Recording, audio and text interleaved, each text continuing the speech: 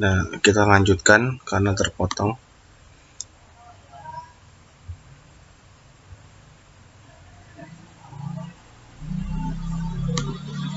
Permasalahan solusi user requirement. Permasalahan user requirement yang pertama, tidak adanya kejelasan pengujian persyaratan, dan ketiga, pengakuan persyaratan. Solusi dari permasalahan user requirement yaitu buat format standar, lalu gunakan bahasa secara konsisten, terutama bedakan antara persyaratan yang diperintahkan dan yang diinginkan. Model dari pengembangan produk lunak, kita mengetahui ada banyak ya model, diantaranya sebagai berikut. Yang pertama ada model waterfall, model prototyping, model evolutionary, model spiral, dan model reuse based development. Desain dan software desain. Desain merupakan representasi dari suatu yang akan dibangun. Dalam dunia software engineering akan menggunakan model-model standar untuk proses desain. Fokus pada 4 area utama, yaitu data, arsitektur, komponen, dan user interface. Software design yaitu perancangan perangkat lunak, merupakan proses yang berulang untuk mengartikan requirement menjadi blueprint yang untuk membangun perangkat lunak. Tahapan pada SDLC, di mana software requirement dianalisis menjadi sebuah deskripsi sebagai dasar pembangunan software. Desain, struktur dan arsitektur perangkat lunak. Struktur perangkat lunak berkaitan dengan susunan yang terdapat di dalam perangkat lunak. Sedangkan arsitektur perangkat lunak adalah gambaran yang menunjukkan properti spesifik dari sistem perangkat lunak, kaitannya dengan interaksi perangkat lunak dan perangkat keras. Lalu ada desain dan arsitektur, yaitu tujuan dari desain arsitektur adalah untuk menentukan bagaimana komponen perangkat lunak dari sistem informasi akan dialokasikan ke perangkat keras sistem. Yang ketiga ada desain interface, yaitu desain antarmuka, yaitu proses mendefinisikan bagaimana sistem akan berinteraksi dengan entitas eksternal, misalnya pelanggan, pemasok, dan lain-lain.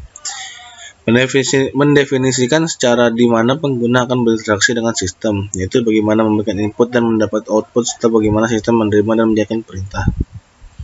Data flow diagram atau DFD.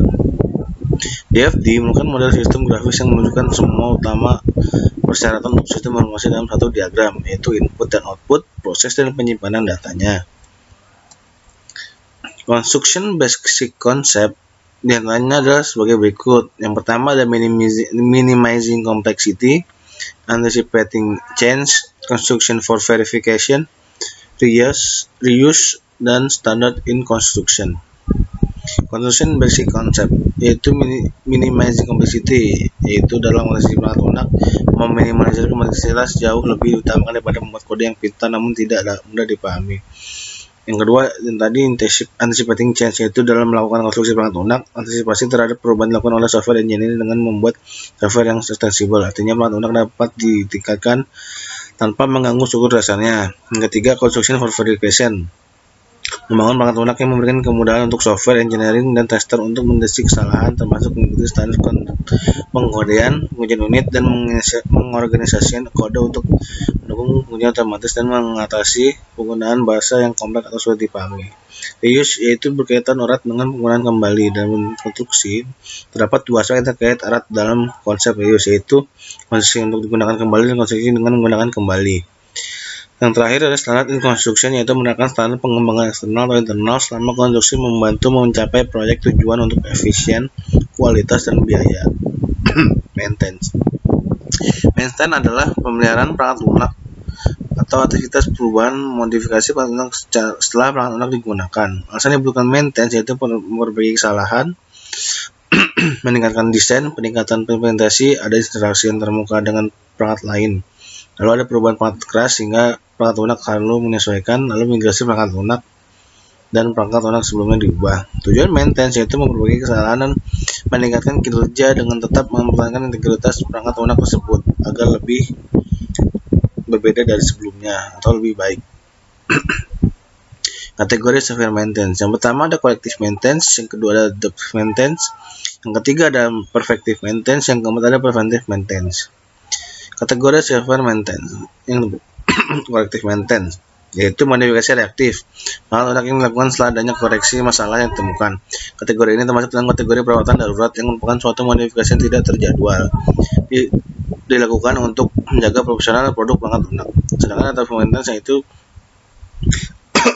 konstruksi perangkat lunak, antisipasi terhadap perubahan dilakukan oleh software engineer dengan membuat software yang extensible. Artinya perangkat lunak dapat ditingkatkan tanpa mengganggu struktur dasarnya.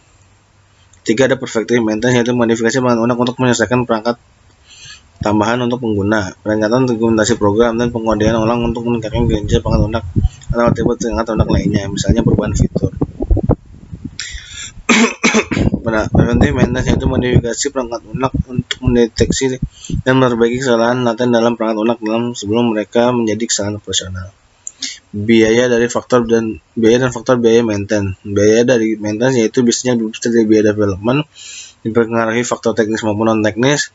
Semakin meningkat lagi software dalam proses maintenance, software yang relatif tua mungkin membutuhkan biaya yang lebih tinggi untuk maintenance-nya. Faktor biaya maintenance yaitu stabilitas tim, tanggung jawab kontraktual, dan komitmen staf dan usia dan struktur programnya. Transaksi adalah eksekusi program user oleh DBMS, baik mengakses maupun memodifikasi data. Eksekusi dari program user atau transaksi. Kemudian dari membaca dan menulis objek database. Seperti untuk membaca objek database, pertama kali objek dibawa ke memori utama dan disk, dan kemudian nilainya disalin ke dalam variabel program. Yang kedua, untuk menulis objek database, yaitu menyalin di memori objek yang tadi dimodifikasi dan kemudian ditulis ke disk. Sifat transaksi atau ACID. ACID adalah singkatan yang pertama. E itu authenticity, yaitu semua aksi dalam sebuah transaksi dilakukan atau tidak dilakukan sama sekali. Yang C, konsistensi, yaitu transaksi harus dipastikan berjalan sampai selesai dengan sendirinya dan meningkatkan database dengan kondisi yang konsisten. Yang ketiga, isolation, yaitu saat sebuah transaksi melakukan modifikasi, data yang sedang dimodifikasi harus diisolasi dan transaksi lain. Jadi data hanya dapat diakses dalam kondisi sebelum modifikasi atau sudah, tidak dapat diakses dalam keadaan intermediate. Yang terakhir ada durability, yaitu memastikan bahwa hasil eksekusi telah dilakukan transaksi sampai selesai bertahan secara permanen, sehingga saat terjadi kegagalan sistem atau crash, maka data akan berada pada kondisi terakhir. Lalu kita bahas software quality management, yaitu software quality management adalah komponen dari semua proses yang memastikan bahwa produk, perangkat lunak, layanan, dan implementasi memenuhi kualitas perangkat lunak yang sesuai tujuan organisasi dan mencapai kepuasan pemangku kepentingan. Subkategori dari SQM adalah software quality planning, software quality assurance, software quality control, dan software process improvement. Software quality planning yaitu adalah contoh standar kualitas yang akan digunakan. Software quality assurance yaitu rangkaian kegiatan yang menentukan dan menilai kecukupan proses perangkat lunak. Yang ketiga ada software quality control, yaitu kegiatan memeriksa artefak proyek tertentu untuk menentukan apakah sudah sesuai standar yang ditetapkan untuk proyek tersebut. Yang terakhir ada software process improvement, yaitu berkaitan dengan peningkatan kualitas perangkat lunak dan tindakan korektif ataupun pencegahan perangkat lunak. SQM atau software quality management yaitu perangkat disiplin atau studi dalam bidang manajemen dalam proses rekayasa perangkat lunak untuk membangun baseline. SQM mencakup disiplin dan teknik menganalisa dan memulai, mengevaluasi dan mengendalikan perubahan terhadap produk perangkat lunak selama dan setelah proses rekayasa perangkat lunak. Fungsi SQM biasanya dilakukan dengan cara yang berbeda, yaitu secara formal atau informal, tergantung pada jenisnya dan life cycle-nya. Sekian materi saya. Lebih kurangnya mohon maaf jika ada kata-kata yang kurang berkenan atau terlalu cepat membacanya. Saya mohon maaf Pak Agung. Lebih kurangnya wabillahi taufiq wal hidayah. Assalamualaikum warahmatullahi wabarakatuh.